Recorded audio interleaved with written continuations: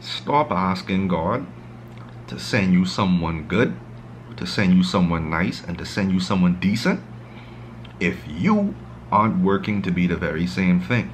A lot of times in this life, we just ask for things that we think we need and want right now. But these things are only important because we're going through something. It's usually emotional, right? A lot of women that are out there asking God to send them this good man, they're going through some loneliness. They're going through some emotional hurt. They're going through a longing that they think a good man will help them fix. A lot of men that are asking for God to send them a good woman, they're going through the same thing. They're tired of being alone. They want a baby to take care of. They just want to be snatched up for the winter. But when you ask for something and you are not prepared for what it means to have that something, that thing you're asking for is going to become your curse. When I was younger, right? It's interesting how reality changes, because the good women that we want now were the boring girls back then. These were the girls that never used to go out. These were the girls that were never involved in too much drama. They looked decent, but they weren't hype. They weren't dressing in the most fashion-forward clothes because they were just comfortable in their skin right where they were. When you ask for a good woman, or when you ask God to send a good woman into your life, she will force you to grow. She will challenge every single void in your life. She will challenge areas of your life that have become stagnant. And if you aren't prepared to grow, you're going to look at that woman as a nuisance. And you're not going to see her as someone who's worthy of dating or being in a relationship with. Why? Because you are not ready for the change. Women, when you ask for a good man, recognize that you are asking yourself for a leader. Do you know what that means to have a leader as your man? That means you have to understand what it is to be subjected, right? That means you have to understand what does that mean about my emotionality. Because when you are asking for a leader, you're asking for a man who is going to be by the book.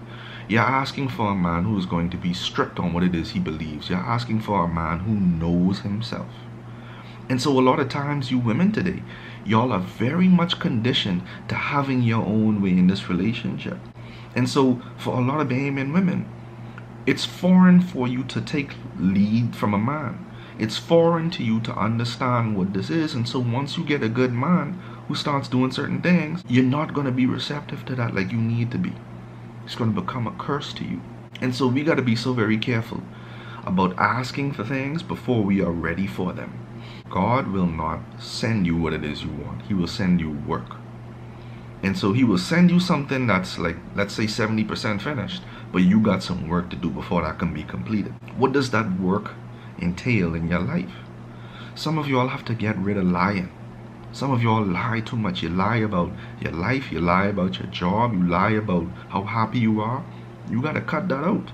Because if you're asking for a good person to be sent into your life, they're going to expose that, and they're not going to be happy or comfortable with the current state of things regarding that. Some of y'all aren't disciplined.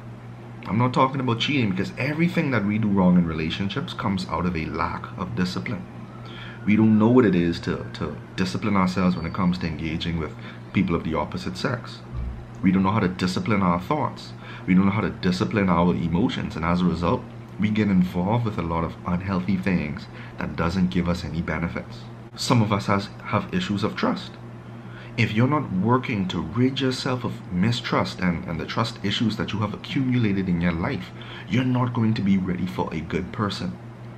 Because if a good person is sent to you and you got trust issues, them being a good person is reason enough for you to get suspicious. Y'all hearing me? Let's be real. A lot of us aren't in the position to ask for God to send us any good person, because we haven't done enough work on ourselves first to say that we are worthy or to say that we are ready.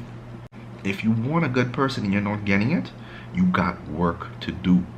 Doesn't mean you're not deserving of it. It just means you've been a bit lazy. Be real with yourself. Admit your problems. Admit the areas in your life that need work. And maybe, just maybe, you'll start to see a shift in your relationship life. Alright?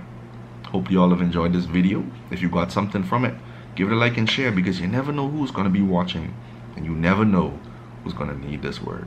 Y'all take care.